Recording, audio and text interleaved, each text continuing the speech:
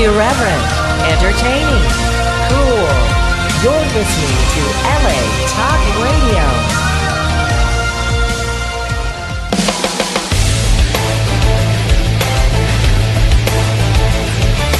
You're listening to the Sheena Metal Experience with your host, Sheena Metal, right here on LA Talk Radio.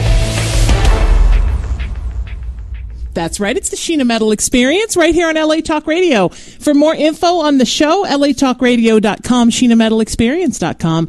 Don't forget to email me and let me know what you think of the show and my wonderful guests. If you're looking for me on social media, it couldn't be easier. I'm just at Sheena Metal everywhere. And I'm also the founder of a movement of peace and love and kindness and unity. And we're at IamRaisingTheVibration.com and our nonprofit wing, which is raisingthevibration.org.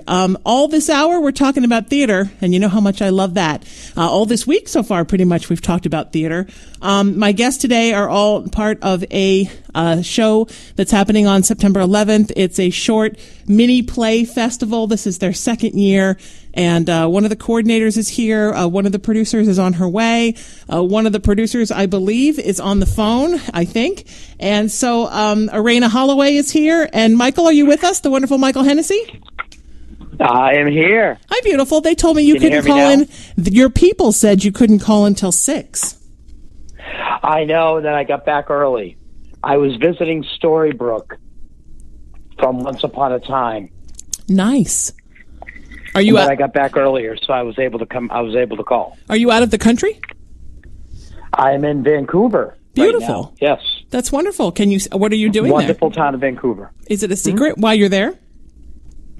Just to be here, just for vacation. We've been waiting for a vacation for a long time. Nice. And we went to see my little brother first in Portland, then we went to Seattle, and now we're here. We were at Whistler yesterday, and just enjoying the Great Northwest. That's wonderful. Ariana, can you explain to me what a vacation is? I don't know what a vacation is. Do you know? This lovely time you spend away that few of us get to experience. Yeah, I don't even know the last time I took a vacation that wasn't when I went out of town for work, which isn't really a vacation because you're still working. But those are my vacations, like hanging out in the hotel for half a day after I work for a week. I'm glad you're having a wonderful time. Tell me a little bit about this wonderful thing that you've created, Michael.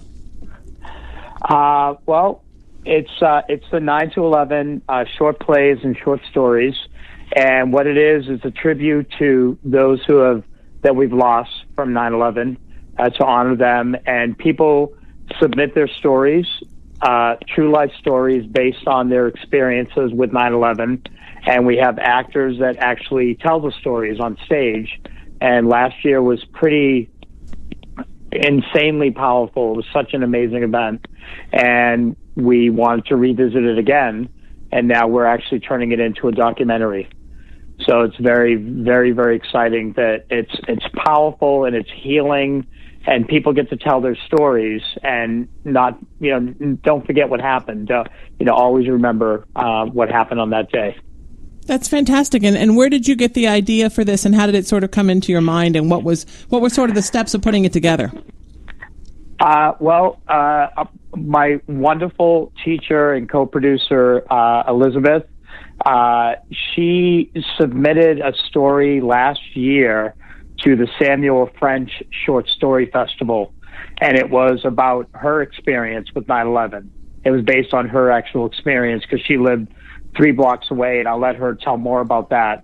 So I was honored to be one of the readers for this amazing piece, and we read the piece, and it was very well received and so beautiful and powerful, and we were having lunch afterwards, and I said to her, I think we need to have an actual event where people tell their stories from 9/11. And I said, and we can call it the 9 to 11 minute short stories and short plays. And she said, that sounds amazing. And this was 3 weeks before 9/11. And she said, do you think we should wait until next year, or should we just do it now? And we both looked at each other and we said, let's just do it now. So we put it together in 3 weeks last year.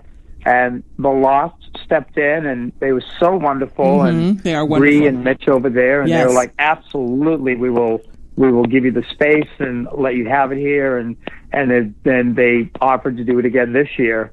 So it's really exciting. It's just very well received. And but it was all Elizabeth's story, which is called Happy Sweet 16, because it was the 16th year of 9/11 last year. That was the absolute catalyst and inspiration to create this amazing event. And her piece is part of it this year again? Oh, absolutely. It's the centerpiece. It's the centerpiece of the show. It's wonderful. Yeah. And so how did you get Ariana involved before we meet her? Well, the amazing Ariana was actually a wonderful actress in Elizabeth's class. And I think she was only in the class for about a month when this happened. And we used all of the actors from our class in the show last year. So she read some things last year, and she was a part of it last year. And she's come on much more as a coordinator and co-producer as well this year, and helping out getting everything together. She's just fantastic. That's wonderful. Talented, beautiful, amazing, just an amazing woman. She's fantastic. I let her park in my parking space. That's how much I like her. Oh. How about that? And I just met her. Ariana, tell us a little bit about you. Where did you grow up, and when did you know that you were an actor and a creative soul? Sure. So I actually grew up in the suburbs of Washington, D.C. in Northern Virginia. Beautiful.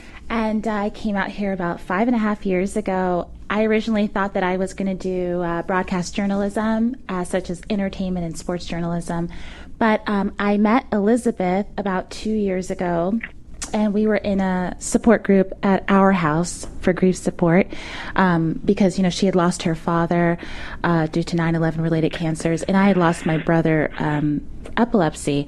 And she told me about her workshop, the acting workshop, and I decided to go and really truly realized that I loved acting and that I'd been keeping that inside for too long. So since then, I've been working on acting and voiceovers, and also having the wonderful pleasure of working on the workshop, and now this event has been wonderful, especially being from Northern Virginia. I lived about 30 minutes from the Pentagon, where one of the planes struck the building. So that's also why I'm writing a piece for this year's event that's more focused on the experience we had down in the D.C. area. So this is your second year acting in it, your first year writing. Yes. That's very exciting. Yeah. And your first year as a coordinator. Yeah.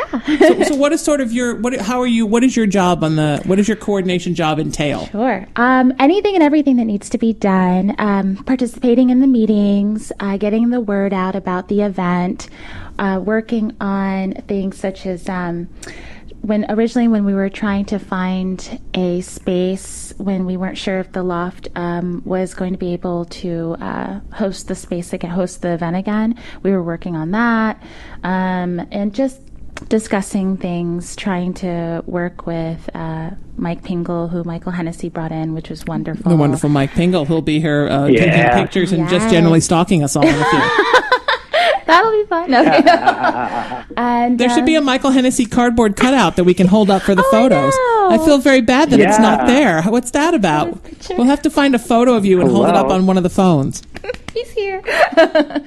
But really, anything and everything that has to be done, I step up and try to help out with Michael and Elizabeth and Mike Pingle, and just do whatever we can, because it's such an important event. And as I said, it's not just for honoring people from 9/11, but also the money that we raise goes to the Feal Good Foundation, which John Feal created, which helps first responders and volunteers who were there after the buildings came down. And they still work today, and they work with people like Jon Stewart to make sure that there's still funding for health care for people that are suffering from cancers and different illnesses that they got because of 9/11. And it's also in honor of Robert Regensburger Sr., who is Elizabeth's father, and he passed away from several 9/11 related cancers 2 years ago. I'm so sorry. It's so important, and just really happy to be a part of it and help in any way I can.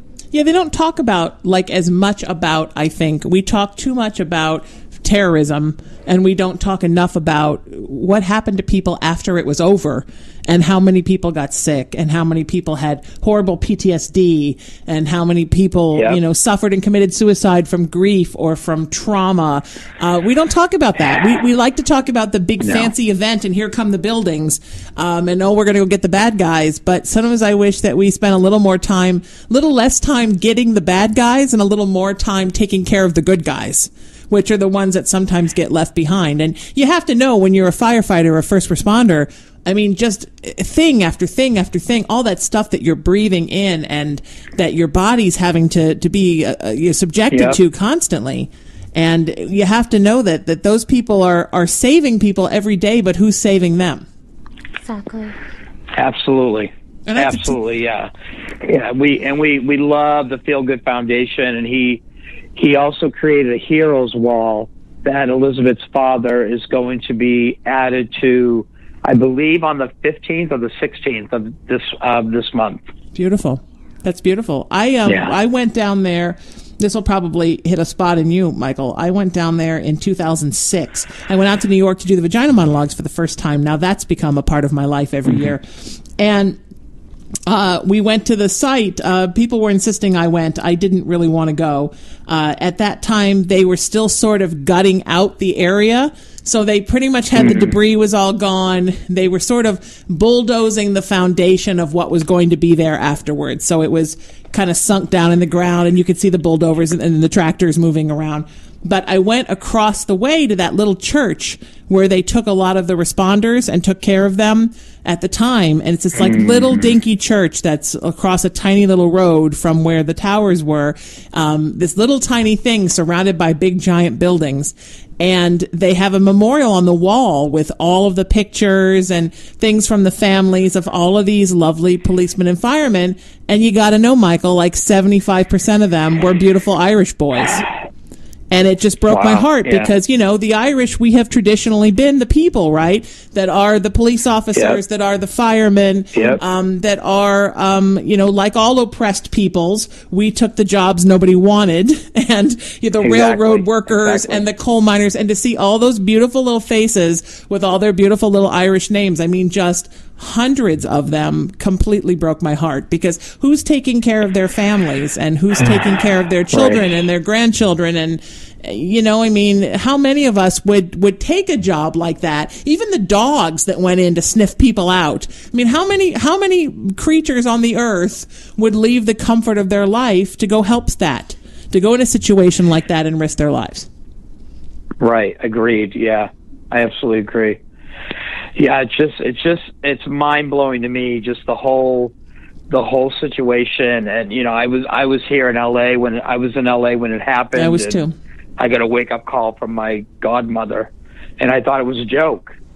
I heard her. That's when, back in the day, when we had a thing called an answering machine, and I just heard her voice over the answering machine saying, "Thank God you left early," because I was supposed to be on a flight that day coming back from Boston, because I was visiting P-Town and I was visiting Maine and family. So I was actually in the Boston area for like 2 weeks at the time.